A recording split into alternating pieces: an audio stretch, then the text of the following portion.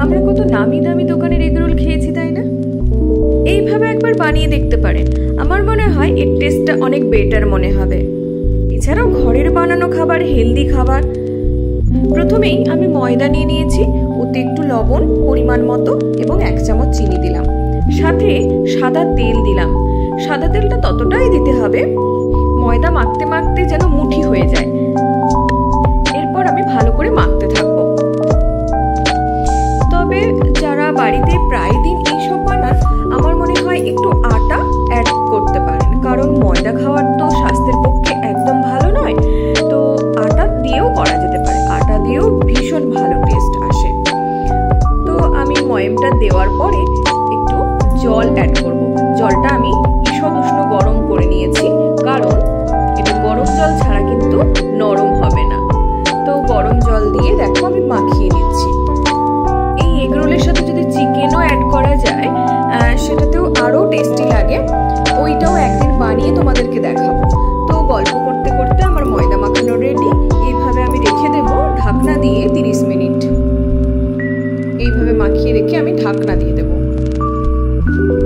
আমি শেষে কিন্তু একটু তেল লাগিয়ে নিয়েছি। হ্যাঁ,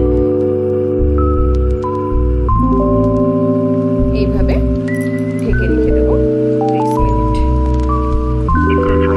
30 মিনিট পর আমি কিন্তু লেচি করে নিয়েছি।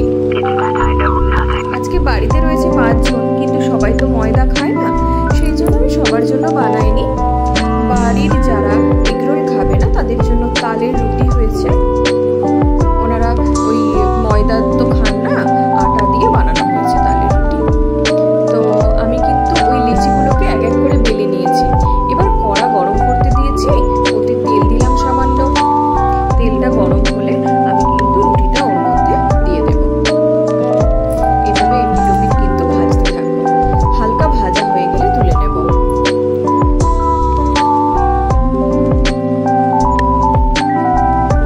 দোকান থেকে আমরা এইসব জিনিস কিনে যখন খাই ভীষণ হার্মফুল, তো বাড়িতে বানানো অনেক বেটার। তো রুটিটা আমার ভাজা হয়ে গেছে। এরপর আমি সামান্য তেল দিয়ে দিলাম, ডিমটা ভাজবো।